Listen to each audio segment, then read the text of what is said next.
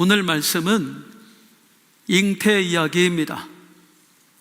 지난주에 이어서 2주째 잉태 이야기 말씀을 전하게 되었습니다. 오늘 말씀을 준비하면서 소망을 하나 가졌는데, 올 1월부터 우리가 에베소서 강의했잖아요. 그러면서 그동안 임신 못했던 분들이 정말 많은 분들이 임신했어요. 에베소서. 제가 첫 주에 농담했거든요. 에벳이라고. 그랬더니 진짜로 막 10년 만에 아기 가지신 분들, 7년 만에 가지신 분들 많았어요. 그래서 이번에도 제가 하나님 2주 연속으로 잉태 말씀을 전하는데 아직도 열려지지 않는 태의 문을 열어주옵소서. 아니 60대 이상의 아멘을 하면 어떡하라고. 자녀들에게 열려지길 축복합니다. 지난주 잉태 이야기는 세례 요한 잉태 이야기고, 오늘 잉태 이야기는 우리 예수님 잉태 이야기예요.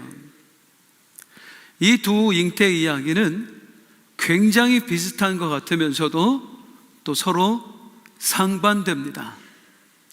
먼저는 이 둘 다 하나님이 하신 일이에요. 우리 하나님께서 잉태할 수 없는 사람을 잉태하게 해주셨어요.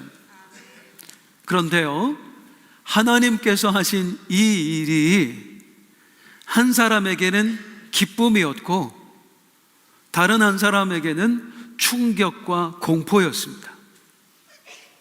이 똑같은 잉태케 하심이 한 사람에게는 수치의 감옥에서 벗어나는 일이었고, 다른 한 사람에게는 오히려 수치의 감옥으로 들어가는 일이었어요. 왜 그럴까요? 한 사람은 유부녀였고 한 사람은 처녀였거든요. 잘 아시다시피 오늘 본문은 천사가 처녀 마리아에게 예수님 잉태 소식을 전하는 이야기입니다. 문제는 이때 마리아가 정혼자가 있는 상태였다는 거예요. 요셉이라고 하는 사람과 이미 약혼을 한 거예요. 이때의 약혼은 지금하고 개념이 완전히 다릅니다. 그때 약혼은 같이 살지만 않을 뿐이지 결혼한 거나 마찬가지였어요. 실제로 이 약혼을 파하려면 정식으로 이혼을 해야 됐습니다. 그래서 오늘의 약혼보다는 이렇게 생각하시면 돼요. 이스라엘 사람들은 뭐부터 하는 거냐면 혼인 신고부터 먼저 해요. 그 약혼이에요. 그리고 1년 유예기간 두고 결혼식을 하고 같이 사는 거예요. 즉 마리아가 약혼했다는 건 이미 누군가와 혼인신고를 마쳤다는 거예요. 그런 상태에서 아기를 가진 거예요. 큰일 난 겁니다. 당시의 율법에 의하면 돌에 맞아 죽을 일이었습니다. 자, 이런 일을 천사가 전하는데 이렇게 얘기하네요. 말씀에 보니까, 자, 시작. 그에게 들어가 이르되 은혜를 받은 자여 평안을 주. 은혜를 받은, 이게 무슨 은혜예요? 지금 죽게 생겼는데 평안할지어다? 오히려 공포를 심어줬어요. 너 죽을 거야. 무슨 은혜고 무슨 평안입니까? 그런데 이게 은혜라는 거예요. 어째서요? 육신의 눈으로 볼 때는 은혜가 아니지만 영적인 눈으로 볼 때는 이게 은혜라는 겁니다. 은혜가 아닌 것 같은데 은혜래요. 자, 은혜가 아닌 것 같은데 은혜인 거, 이걸 신학에서 이렇게 불러요. 따라할게요. 역설적 은혜. 역설적 은혜입니다. 은혜가 아닌 것 같은데 은혜인 거. 오늘은 이 역설적 은혜에 대해서 말씀을 나눠보고자 합니다. 오늘 말씀을 잘 이해하기 위해서는 우리가 두 가지의 질문을 하고 거기에 답을 해야 됩니다. 첫 번째 질문, 하나님은 예수님을 잉태케 하실 때 왜 하필이면 처녀에게 잉태하게 하셨을까요? 왜 처녀였을까요? 아니, 마리아가 처녀의 상태로 있을 때 말고 요셉하고 결혼한 다음에 정식으로 가정을 꾸린 다음에 그 다음에 잉태케 하시면 좀 좋아요? 왜 처녀한테 잉태케 하셔서 이렇게 힘든 일을 당하게 하시냔 말이에요. 이유가 있습니다. 구원의 필요 조건 때문이었습니다. 뭐 때문이라고요? 구원의 필요 조건. 우리 예수님께서 우리를 구원하러 오신 구원자임을 믿으시지요? 그런데 여러분, 우리를 구원할 구원자가 되시려면 반드시 두 가지 조건을 충족시켜야 됐습니다. 이게 맞아야 구원자일 수 있어요. 첫 번째, 우리의 구원자가 되려면 그분은 사람이어야 됐습니다. 자, 죄를 사람이 지었어요? 사람이 지었어요? 같지 않아서 대답을 안 하시는 모양인데, 죄는 사람이 지었어요? 자, 이 죄값을 치르려면 사람이 치러야 될까요? 사람이 치러야 될까요? 사람이 치러야 돼요. 사람이 죄를 지었기 때문에 그 죄값을 치를 구원자는 반드시 사람이어야 됐습니다. 우리처럼 피 흘리는 육체를 가진 존재여야 됐다, 그 말이에요. 그래서 우리 예수님이 사람의 몸에, 사람인 마리아의 몸에 잉태되신 거예요. 자, 그 다음 우리의 구원자라면 사람이어야 되고요. 둘째로, 죄가 있으면 안 될까요? 안 될까요? 절대로 안 돼요. 아니, 나도 죄인인데 누구를 구원한단 말이에요? 우리를 구원하려면 사람이면서 동시에 죄가 없어야 돼요. 문제는 사람이 어떻게 죄가 없느냐고요. 아담 이후의 모든 인간은 원죄를 가지고 태어납니다. 다 죄인이에요. 로마서 말씀 보면 시작. 기록된 바 의인은 없나니 하나도 없습니다. 이 세상 모두가 죄인이래요. 다 죄인인데 누가 누구를 구원할 수 있겠어요? 이 세상에 죄 없으신 분은 딱 한 분밖에 없습니다. 누구예요? 하나님입니다. 하나님만 죄가 없으십니다. 당연하지요. 선악의 기준인 하나님이시거든요. 죄는 하나님의 뜻을 벗어나는 게 죄예요. 그러니 죄인이 아닌 존재는 하나님밖에 없어요. 즉, 우리를 구원할 메시아는 우리와 똑같은 사람이며 동시에 죄 없으신 하나님이어야 되는 거예요. 사람이면서 하나님이어야 되는 거예요. 이게 말이 되느냐고. 어떻게 사람이 하나님 되느냐고요.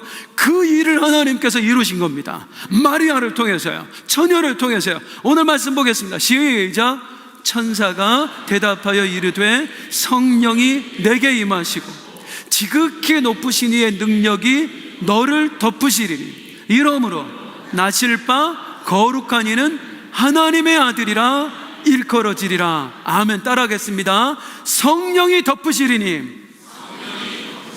네, 힘들어도 좀 해주세요. 기억하시라고 따라하라는 거예요. 성령이 덮으시리니. 한 번 더. 하나님의 아들이라. 다시 한번. 하나님의 아들이라. 성령이 덮으시리니. 자, 마리아, 사람의 몸에 태에 잉태되셔서 태어나셨기 때문에 그분은 사람인 거고요. 사람의 몸에 잉태되었지만 남자의 씨로 잉태된 게 아니라 성령님, 성령은 능력이 아니에요. 성령 하나님이에요. 성령 하나님으로 잉태되었기 때문에 그분은 하나님의 아들, 즉 하나님이신 거예요. 그래서 사람이며 동시에 하나님인 구원자의 조건이 갖춰지는 겁니다. 처녀의 뱃속에 성령으로 잉태되심으로써. 할렐루야. 이 일이 이미 창세 때부터 예견되어 있습니다. 우리 하나님께서 아담과 하와가 범죄하던 바로 그 순간에 그들에게 하신 이야기. 내가 장차 누구를 보내리라? 여자의 후손을 보내리라. 따라하겠습니다. 여자의 후손. 아니 뭐 이렇게 이상한 말이 있어요. 여자의 후손이라는 게 도대체 무슨 뜻이에요? 동정녀 탄생을 의미하는 말이에요. 여자의 후손, 여자만의 후손, 여자 혼자 낳은 아들, 그게 바로 구원자이신 우리 예수님이신 줄로 믿습니다. 이제 우리 예수님이 왜 처녀의 몸에 잉태되셨는가 확인했어요. 구원자가 되시기 위해서요. 참 사람, 참 하나님이시기 위해서. 이제 두 번째 질문으로 가는데, 그럼 왜 마리아예요? 아니 이 땅에 얼마나 많은 처녀들이 있어요. 마리아보다 믿음 좋고 예쁘고 똑똑하고 출신도 좋고, 왕궁에서 고를 수도 있고 귀족의 집안에서도 고를 수 있고, 그런데 하필이면 수많은 처녀 중에 갈릴리 나사렛 깡촌 마을에 사는 마리아냐 그 말입니다. 자, 이것도 이유가 있어요. 두 가지 이유를 말씀드리겠습니다. 왜 마리아였는가? 첫 번째, 성도님들, 구약 성경에는요, 장차 메시아가 어떤 분으로 오실지 수없이 많은 예언들이 되어 있습니다. 메시아가 오기 전에는 이런 일이 있을 거고, 메시아는 이런 모습으로 오실 거고, 그 메시아는 오셔서 이런 일을 행하실 거고, 그래서 메시아에 관한 예언이 많이 있어요. 이 예언들이 왜 중요하냐? 이걸 듣고 메시아를 기다려라 도 있지만, 이 예언을 통해서 그가 진짜 메시아인지를 확인해라, 그 의미가 있는 거예요. 퀴즈. 예수님이 오시기 전에 내가 메시아입니다, 내가 메시아입니다 하고 주장하는 사람들이 있었을까요? 있었을까요? 다시, 내가 메시아라고 주장하는 사람들이 예수님 이전에 많았을까요? 많았을까요? 무지하게 많았습니다. 자기가 메시아라고. 사탄이 가짜 메시아를 세상에 보내는 거예요. 그들을 속여서, 네가 메시아라고 속여서. 그리고 이들이 내가 메시아라고, 내가 메시아라고. 많은 사람들이 가짜 메시아 따르다가 지옥 갔습니다. 그 메시아라고 주장하는 사람들이 진짜 메시아인지 가짜 메시아인지 무엇으로 알아요? 예언을 보고 하는 거예요. 이 예언도 맞아야 되고 저 예언도 맞아야 되고 요것도 맞아야 되고, 하나도 틀림없이 다 딱 맞을 때 이분이 메시아 되는 거예요. 메시아는 이런 분이다 라고 할 때 메시아에 대한 예언 중에 하나가 뭐냐면, 따라하겠습니다. 다윗의 자손. 메시아는 다윗의 자손으로 오셔야 돼요. 쉽게 표현하면 다윗의 후손, 다윗의 족보에 오른 사람이 메시아다, 그 말이에요. 그런 의미에서 한국에 자기가 메시아라고 주장하는 분들이 참 많이 있습니다. 복받은 나라예요. 이렇게 메시아가 많아요. 그 중에서도 정말 유명했던 문모 메시아도 있었고요, 안모 메시아도 있었어요. 그분들 메시아 아니에요? 아니에요. 아무리 능력을 행해도 아닙니다. 그 사람 문씨 족보에 올라가 있어요. 안씨 족보에 올라가 있어요. 메시아는 오직 다윗의 족보로 오셔야 돼요. 다 가짜예요. 메시아는 다윗의 자손으로 오셔야 됩니다. 이게 마리아하고 무슨 상관이에요? 마리아가 누구랑 약혼했다고요? 요셉에 관한 설명을 보도록 하겠습니다. 시작. 다윗의 자손 요셉이라는 사람과 약혼한 처녀에게 이르니 그 처녀의 이름은 마리아라. 요셉이 다윗의 자손이었어요. 다윗의 족보에 오른 사람. 예수님은 마리아를 통해 이 땅에 태어나심으로써 자연적으로 육신의 아버지인 요셉의 족보에 오르게 되는 겁니다. 다윗의 족보에 오르게 되는 겁니다. 피 한 방울 섞이지는 않았지만 이 둘이 결혼을 하면서 합법적으로 그 족보에 올라서 예수님이 합법적으로 다윗의 자손이 되는 거예요. 그래서 구약 성경의 메시아 예언을 충족시키는 거예요. 우리 하나님 지혜가 놀랍지 않으세요? 자, 왜 마리아였어요? 다윗의 자손 되게 하시려고요. 두 번째, 왜 많고 많은 처녀 중에 마리아였을까? 그 이유는 비천한 자를 향한 우리 하나님의 사랑과 은혜를 알게 하시려고 합니다. 자, 여러분, 마리아가 어디 출신이에요? 갈릴리 나사렛. 그 당시 이스라엘 사람들이 하던 얘기가 있어요. 나사렛에서 무슨 선한 것이 나겠느냐. 이 말은 나사렛에서 나온다고 예언이 안 돼 있다는 뜻도 있지만, 그 당시 사람들이 정말 나사렛을 비웃었습니다. 완전 깡촌이거든요. 야, 저런 데서 뭐 귀한 사람이 나겠어. 나사렛. 마리아가 이 나사렛 출신이에요. 거기다가 나사렛이 누구랑 약혼했어요? 요셉. 요셉이 직업이 뭐예요? 목수예요, 목수예요? 목수. 오늘날은 전혀 아닙니다만 이 당시의 목수는 가장 천한 직업 중에 하나였습니다. 비천한 사람이었어요. 자, 그 비천한 사람과 약혼을 할 정도면 마리아 집안이 어땠을지 뻔히 드러나지 않아요? 정말 별 볼 일 없었던 거예요. 천한 집안이었던 거예요. 이스라엘에서 가장 천한 동네, 그 동네에서도 가장 천한 집에서 태어난 여자, 이 사람이 마리아였습니다. 왜 그랬을까요? 왜 이렇게 천한 사람을 선택하셨을까요? 성경이 말하는 구원의 대원칙이 있습니다. 고린도전서 1장 시작.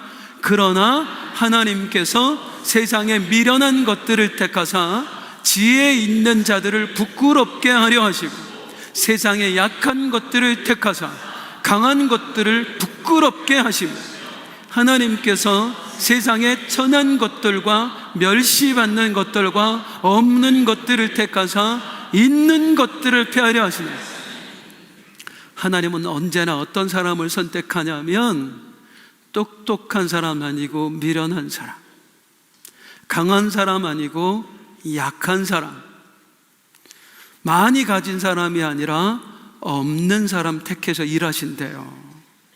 왜 그럴까요? 29절 시작. 이는 아무 육체도 하나님 앞에서 자랑하지 못하게 하려 하심이라. 내가 했어요, 그렇게 못하게 하려고요. 주님이 하셨습니다, 이 고백하게 하시려고요.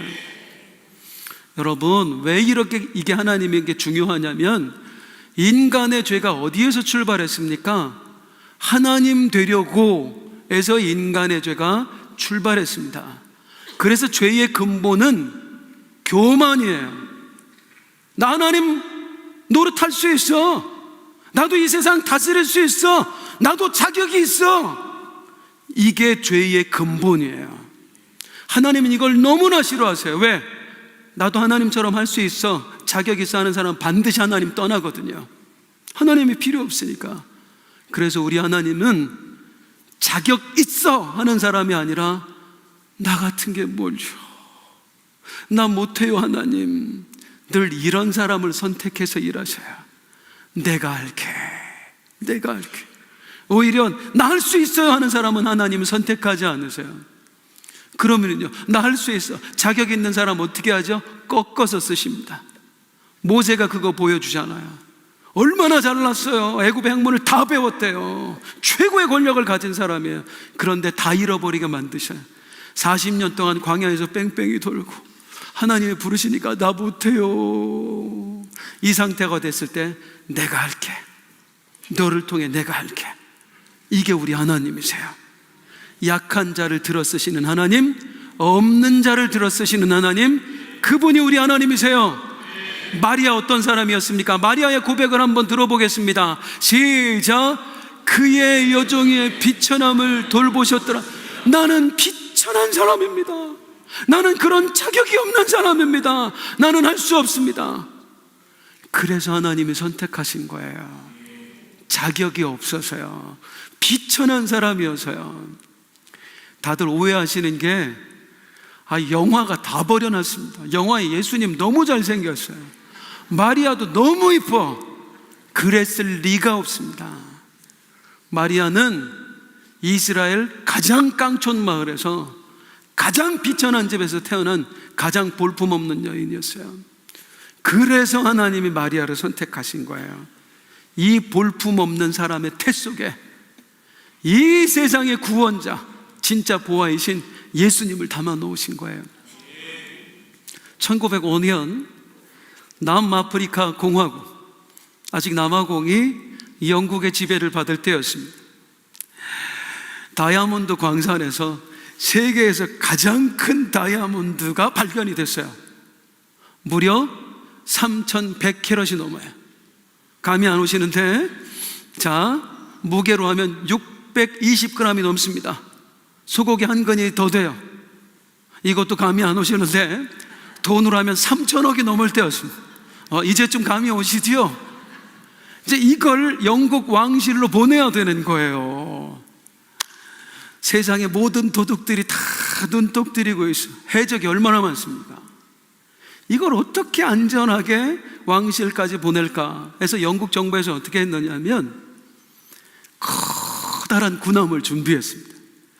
그리고 이 군함에 무장한 군인들을 잔뜩 실었어요. 그리고 금고를 쇠사슬로 꽁꽁 묶었어요. 철통같이 보안을 하고 이 배를 탁 띄운 거예요. 그랬더니 감히 이 해적선들이 가까이 다가오질 못하고 눈치만 보고 있는 거예요. 그런데 아세요? 이거 미끼였습니다. 거기 아무것도 없었어요. 진짜 다이아몬드 어떻게 보냈느냐면요, 허름한 종이 상자에다 담아가지고요, 평범한 우편 소포로 보냈어요. 오늘로 말하면 택배 아저씨가 갖다 준 거예요. 여기에 세계 최고의 다이아몬드가 들어있을지 누가 알아? 아무도 관심을 안 둬요.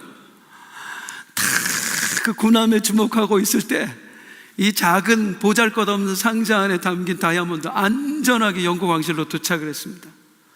우리 하나님께서 예수님을 세상에 보낸 방식이 딱 그 방식인 거예요. 사탄은 어떻게 하면 메시아를 태어나지 못할게 할까? 사탄은 늘 왕실만 주목했어요. 왕궁에 태어날까? 제사장의 가문에 태어날까? 어느 귀족집에 태어날까? 할 때 우리 하나님 가장 보잘것없는 허름한 종이 상자 마리아의 태에 인류 역사상 가장 보석이신 구원자 우리 예수님을 잉태케 하신 줄로 믿습니다. 그 사실을 믿는다면 우리 성도님들 또한 믿으시기 바랍니다. 하나님께서 우리에게 허락하신 많은 일들이 있어요. 어떤 사건, 때로는 질병일 수도 있고 내 마음에 안 드는 사람일 수도 있고요. 그 앞에서 우리는 하나님이 마치 실수하신 것 같아요. 하나님 왜 이런 걸 나에게 보내십니까? 이게 뭡니까? 하나님 뭔가 잘못된 거 아닐까요? 나 이런 거 받기 싫어요. 그런데 여러분, 그건 포장지라고요. 하나님이 나한테 선물을 담아주실 때 사탄이 모르도록 허름한 포장지에, 그 냄새나고 더럽고 찢어진 포장지에 담아서 보냈을 뿐이라고. 나중에 열어보면 그 안에 우리가 알지 못하는 보화가 담겨 있다고요. 그걸 믿을 수 있기를 주님의 이름으로 축복합니다. 포장지를 보지 마세요. 내용물이 중요한 거예요. 자, 우리가 두 가지 질문에 답을 해봤습니다. 왜 처녀를 선택했다? 구원자가 되게 하시려고, 참 사람, 참 하나님이 되게 하시려고. 그 중에서도 왜 마리아였다? 다윗의 자손, 언약을 충족시키려고. 또 하나, 비천한 자를 향한 하나님의 마음을 깨닫게 하시려고. 그래서 예수님이 잉태되시는데 이걸로 하나님의 계획이 완성될까요? 이걸로 이제 충분히 예수님이 잉태할 조건이 갖춰지는 거예요? 아닙니다. 여기에는 또 하나가 필요했습니다. 예수님이 이 땅에 탄생하시는 데 있어서 마지막 퍼즐 조각 하나가 더 필요했습니다. 그게 뭐냐? 그것은 바로 마리아의 믿음과 순종이었습니다. 마리아가 싫어요, 나 아니에요, 도망쳤으면 아무 일도 일어나지 않는 거예요. 마리아가 순종했기 때문에 가능했던 거예요. 거듭 말씀드리지만 이 일은 마리아 입장에서 결코 받아들이기 어려운 일이었습니다. 죽을 수 있는 일이었다니까요. 아니, 아주 높은 확률로 마리아는 죽임을 당했을 거예요. 결코 쉽지 않았습니다. 그래서 마리아는 처음에 깜짝 놀라요. 무서워합니다. 그리고 오히려 이렇게 반문을 해요. 내가 남자를 알지 못하는데 어떻게 나한테 그 일이 생깁니까? 막 반항을 해요. 그 마리아가 어느 순간 갑자기 마음문을 확 열어요. 그리고 이걸 받아들입니다. 천사의 말 한마디를 듣고 뭐라고 했길래? 시작. 보라, 내가 잉태하여 아들을 낳으리니 그 이름을 예수라 하라. 그가 큰 자가 되고 지극히 높으신 이의 아들이라 일컬어질 것이요 주 하나님께서 그 조상 다윗의 왕위를 그에게 주시리니 영원히 야곱의 집을 왕으로 다스리실 것이며 그 나라가 무궁하리라. 천사가 말해요. 마리아야, 네가 잉태할 그 아이는 구원자야. 예수가 이름이 아니라 구원자라는 뜻이거든요. 그 아이는 구원자야. 하나님의 아들을 네 태에 하나님이 심으신 거야. 너희 민족이 수백 년 동안 기다렸던 그 메시아가 지금 네 뱃속에 잉태된 거야. 다윗의 자손이. 여기에 깨달아요. 마리아가 이 아이가 평범한 아이가 아니라고요? 우리의 구원자라고요? 하나님의 아들이라고요? 그 아이가 내 뱃속에 심겨진 거라고요? 그러면 내 몸을 당신께 드리겠습니다. 내가 죽는 한이 있더라도. 저는 그렇게 믿습니다. 마리아는 이 예수를 낳아서 자기가 잘 키울 거라가 아니라 낳고 죽을 거라고 생각했다고 믿습니다. 내가 죽는 한이 있더라도 이 태를 당신께 드리겠습니다. 이 세상을 구원할 메시아 여기다가 심으시옵소서. 그 고백이 바로 이것입니다. 1장 38절 시작. 마리아가 이르되 주의 여종이오니 말씀대로 내게 이루어지이다. 오늘 설교 제목이에요. 말씀대로 내게 이루어지이다. 시작. 말씀대로 내게 이루어지이다. 그냥 뜻대로 하시옵소서가 아니에요. 죽어도 좋습니다. 이 일을 이루고 내가 죽어도 좋습니다. 사람들의 손가락질을 받으면서 비참하게 인생을 끝내도 좋습니다. 이분이 메시아라면, 나를 통해 세상을 구원하길 원하신다면 내 몸뚱이 당신께 드리오니 마음껏 쓰시옵소서. 그리고 예수님께서 심어지시고 태어나시는 거예요. 저는 이런 생각을 해봤습니다. 말씀을 준비하면서 만약에 마리아가 끝까지 거부했다면 어떻게 됐을까? 싫어요. 내가 왜 그 일을 해요? 나 그냥 제발 부탁이니까 요셉하고 그냥 행복하게 살 수 있도록 좀 그만 놔두세요. 그랬으면 그렇게 했을 거예요. 우리 하나님이요. 억지로 하시겠어요? 만약에 마리아가 끝까지 거부했으면 마리아는 나사렛에서 비록 좀 가난하긴 하지만 큰 위험 없이 그냥 알콩달콩 콩 볶으면서 평안하게 살았을 거예요. 동시에 아무런 영광도 없었을 것입니다. 아무 영광도 없었을 거예요. 마리아에게는요. 사랑하는 성도님들, 묻겠습니다. 우리가 살아가는 이 세상, 눈에 보이는 이 세상만 있는 게 아니다라고 정말 믿으시나요? 이렇게 아멘 소리가 적으시죠? 이건 아멘이 크게 나와야 되는 얘기인데, 눈에 보이는 이 세상뿐만 아니라 다음 세상이 있다 믿으세요? 그 세상은 영원한 세상이다라고 믿으세요?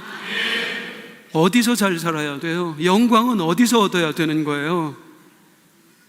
이거는 비교할 가치가 없어요. 영광은 영원히 살아야 될 나라에서 얻어야 되는 거예요. 그 영광이 어디서 얻어지냐? 하나님 말씀대로 산 사람, 하나님 뜻을 수용한 사람, 그 사람에게 주어지는 거예요.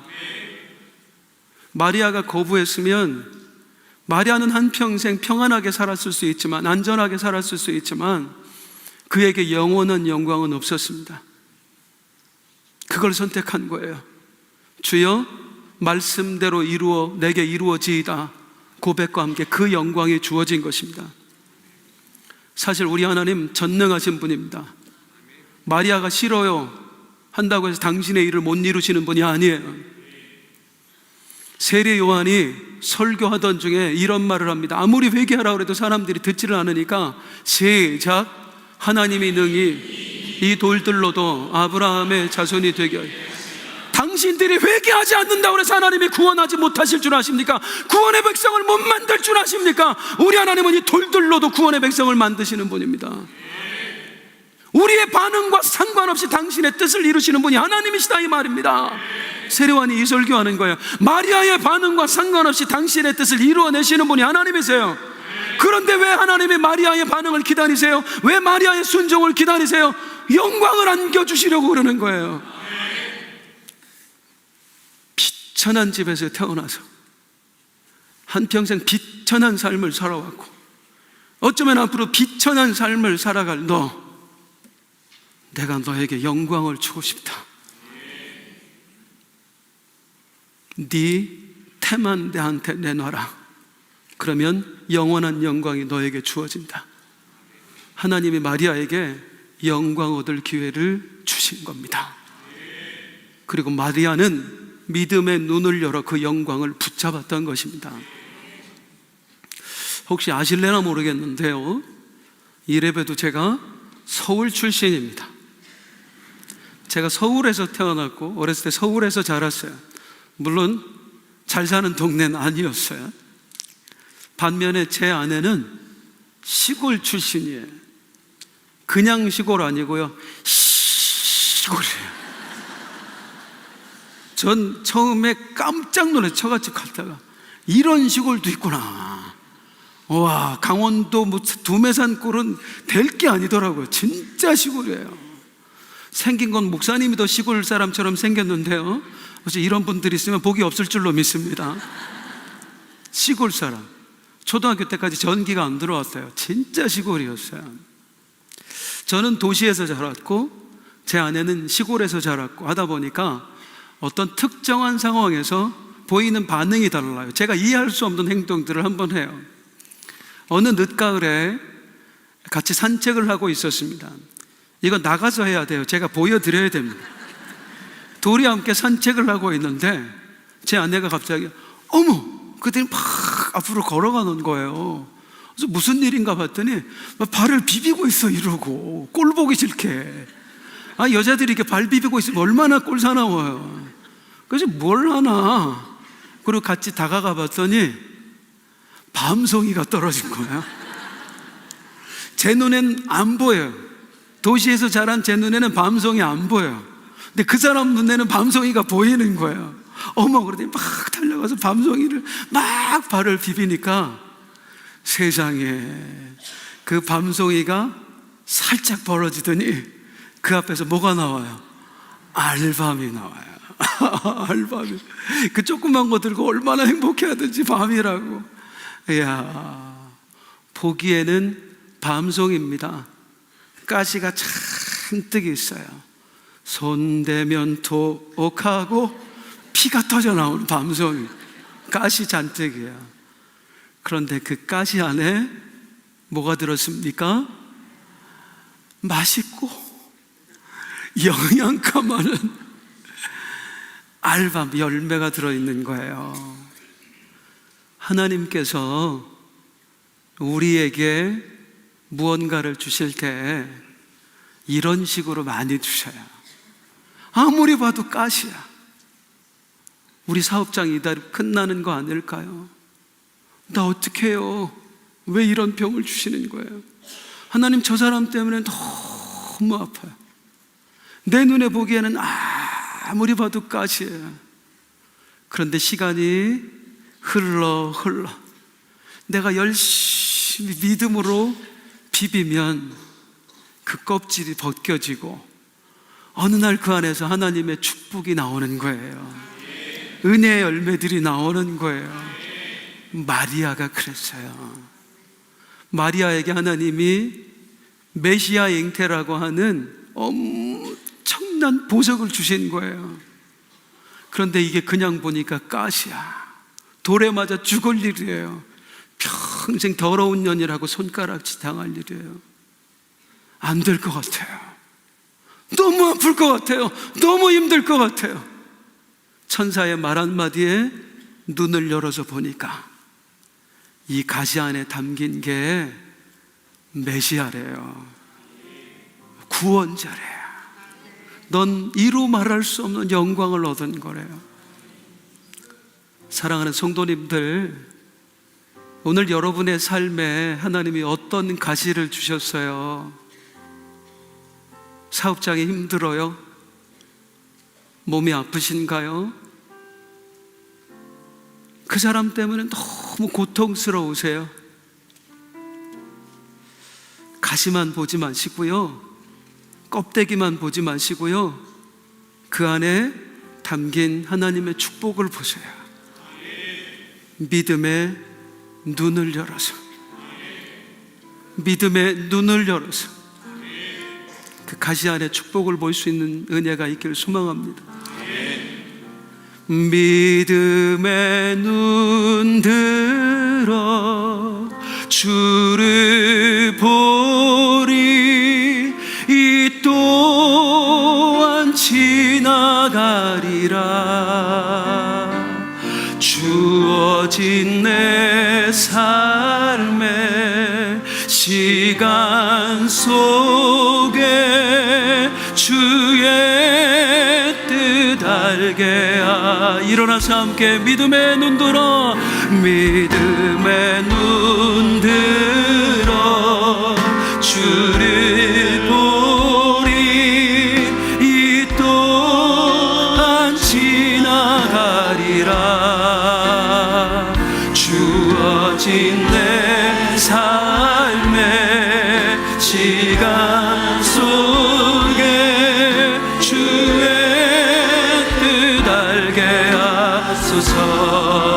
고단한 인생길, 고단한 인생길, 힘겨운 오늘도 예수 내 마음 아시네. 지나간 아픈 곳, 마주할 세상도 예수 내 마음 아시네. 하루를 살아도 기쁨으로 가리 예수 내 마음 아시네. 후회도 염려도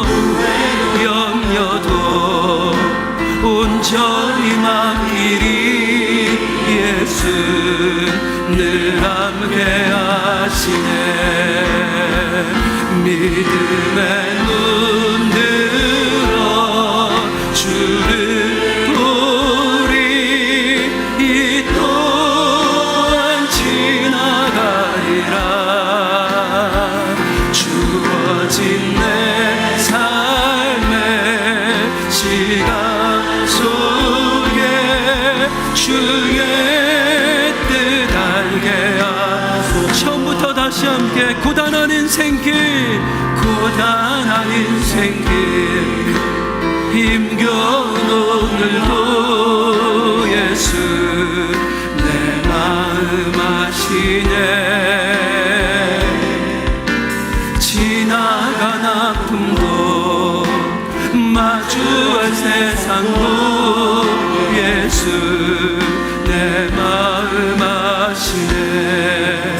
하루를 살아도 기쁨으로 가리 예수 늘 함께 하시네. 후회도 염려도 온전히 맡기리 예수 늘 함께 하시네. 믿음의 눈 들어 주를 보리, 이 또한 지나가리라. 주어진 내 삶의 시간 속에 주의 뜻 알게 하소서.